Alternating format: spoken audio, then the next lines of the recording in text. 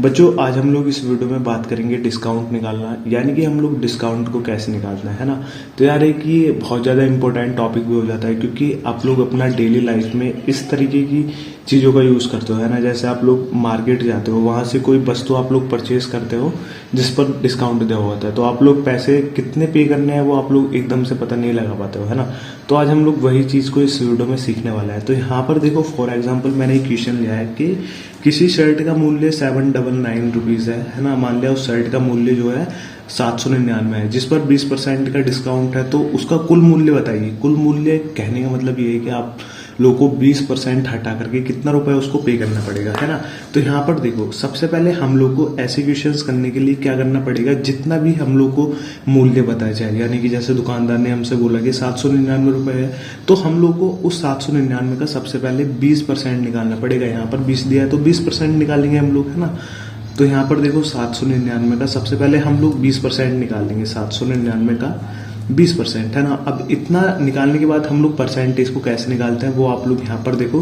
किसी भी संख्या का अगर हम लोग को परसेंटेज निकालना हो तो हम लोग कैसे निकालते हैं। सबसे पहले उस संख्या को ऐसे ही लिखते हैं, और ये जो का जो शब्द है इसके स्थान पर हम लोग मल्टीप्लाई का चिन्ह लगा लेते हैं, और यहाँ पर 20 लिखेंगे। 20 लिखा हुआ है 20%। अब हम लोग को ना परसेंट का चिन्ह भी रिमूव करना है। तो जब हम परसेंट का चिन्ह रिमूव करते हैं तो इसका मतलब होता है 1/100 है ना। तो परसेंटेज का यही मतलब होता है, जब भी हम लोग इसका चिन्ह हटाएंगे तो इसके अपॉन में 100 आ जाएगा। अब इसके बाद हम लोग करते क्या है, सिंपल सा हमारा कैलकुलेशन है।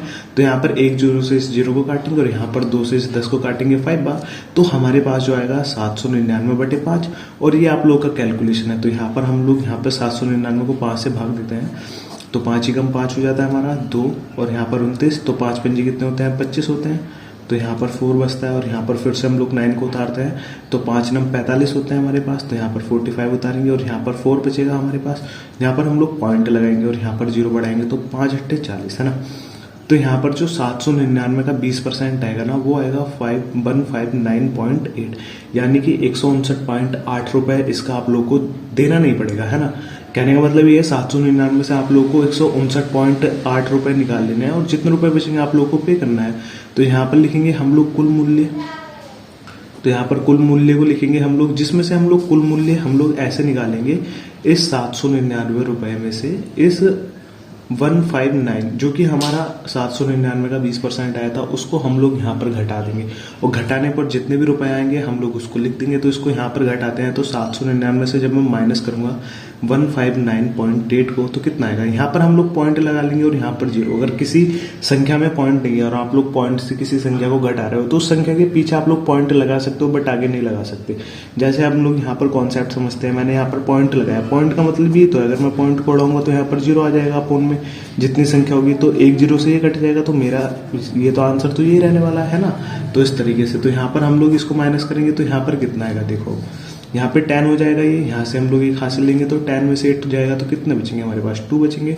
और यहाँ पर 9 हो जाएगा, वो सॉरी यहाँ पर 8 है, तो यहाँ से एक और हासिल लेंगे, तो यहाँ पर 8 का कितना हो जाएगा 18, और 18 में से 9 जाएंगे तो 9 बचेगा हमारे पास। और यहाँ पर 8 बचेगा, तो 8 में से 5 जाएंगे तो 3 बचेगा हमारे पास, और 7 में से बन जाएगा तो 6।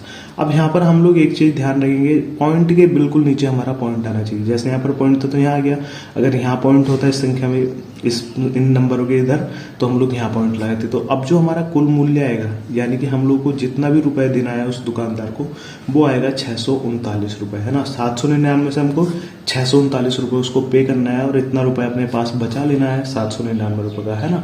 तो इस तरीके से हम लोग किसी भी वस्तु पर अगर डिस्काउंट हो तो उसको हम लोग ऐसे निकालते हैं। तो बस यार यही था आज की वीडियो में, मिलते हैं नेक्स्ट वीडियो में, तब तक के लिए बाय बाय।